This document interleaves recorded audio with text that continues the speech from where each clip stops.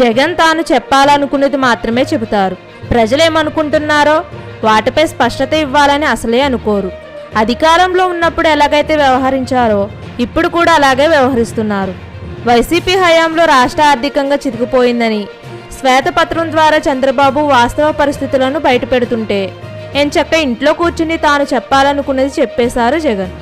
YCP హయాంలో జరిగిన ఆర్థిక విధ్వంసంపై అసెంబ్లీలో చంద్రబాబు శ్వేతపత్రం విడుదల చేస్తారని ముందే ప్రకటించారు.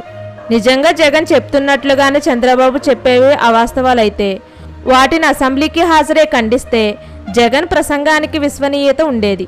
కానీ అలా చేయకపోవడమే జగన్ ఆర్థిక విధ్వంసానికి పాల్పడ్డారని చంద్రబాబు చేస్తున్న వాదనలకు బలం చేకూరుతున్నట్లు అవుతున్న అభిప్రాయం వ్యక్తమవుతుంది. ఇప్పటి వరకు 6 అంశాలపై చంద్రబాబు శ్వేతపత్రాలు రిలీజ్ చేశారు. వేటిపై కూడా వైసీపీ కిక్కురుమనలేదు. ఆర్థిక విధ్వంసంపై చంద్రబాబు శ్వేతపత్రం అనగానే జగన్ హడావిడిగా మీడియా ముందుకు వచ్చేయడంపై పలు రకాల సందేహాలు వ్యక్తమవుతున్నాయి.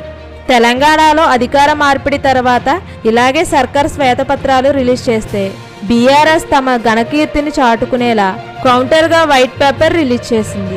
అసెంబ్లీకి బీఆర్ఎస్ హాజరు కాకున్నా ఆ పార్టీ ఎమ్మెల్యేలు హాజరై ప్రభుత్వ శ్వేతపత్రం శుద్ధ తప్పని వాదిస్తూ ప్రయత్నం చేశారు. వైసీపీ అలా కూడా చేయడం లేదు. జగన్ తాను హాజరు కాకపోయిన ఎమ్మెల్యేలను కూడా అసెంబ్లీకి దూరంగా ఉంచుతున్నారు. తాను రెడీ చేసుకున్న స్క్రిప్టును చదివేసి మామా అనిపించేశారు.